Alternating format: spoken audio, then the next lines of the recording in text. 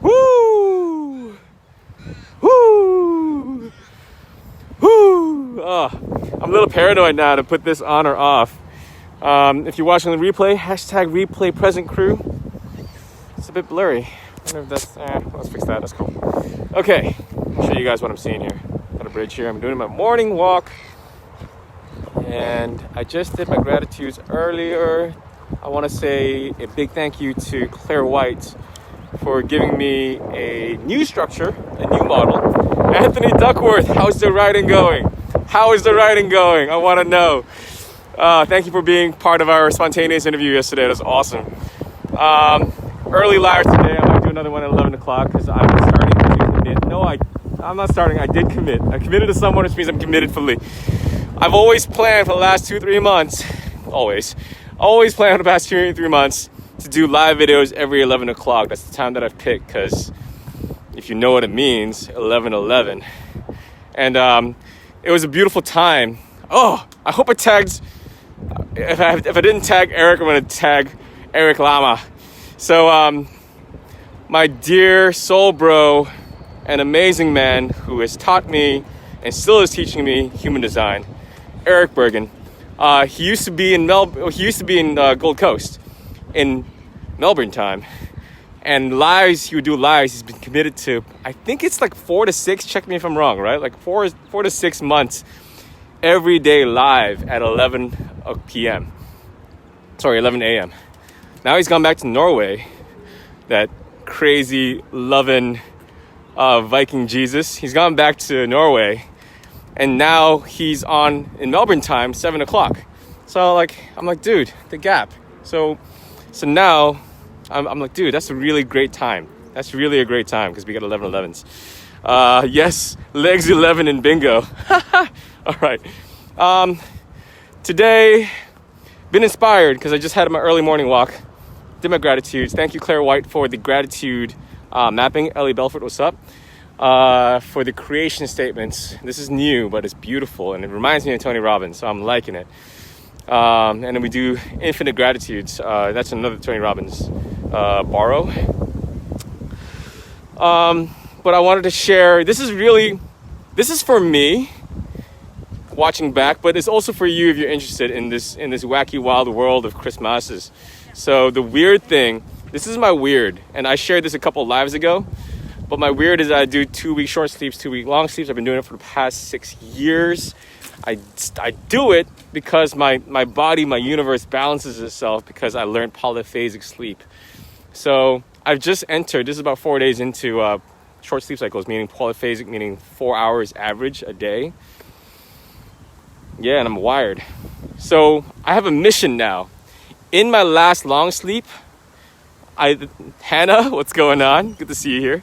In my last long sleep, feel free to hashtag replay present crew if you're watching from the future, which is now your present. And you're watching here, which is your past. Time is interesting. Hannah, what's going on? It's been a long time since I've seen your name. You're a beautiful soul. How are you? I look down. I actually mean to look here when I'm looking at your name. So yeah, my long sleep cycles, I had this big discovery, all right? Here's number 1. It's already written in the description. If you want to cheat and have a look, you know what it is. Number 1, this is the gem.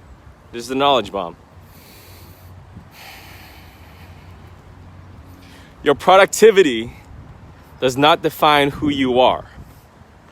Your productivity does not define who you are, okay? So who you are creates productivity. Your productivity does not define who you are. So don't feel like stressed, not doing much work, especially because let's be realistic. We're all human, all right? This is unprecedented time of isolation and COVID, right? And a pandemic happening.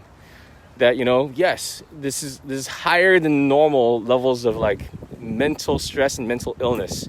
A lot of isolation, a lot of relationship breakups, and while this is happening, at the same time, I feel like myself, my circle of friends, my conscious community, my people around me, this is the best time ever because we are doing what we love doing. We've been wanting to do, and the excuse is being full-time jobs and what. I was a chauffeur full-time pretty much, and I really wanted to do coaching.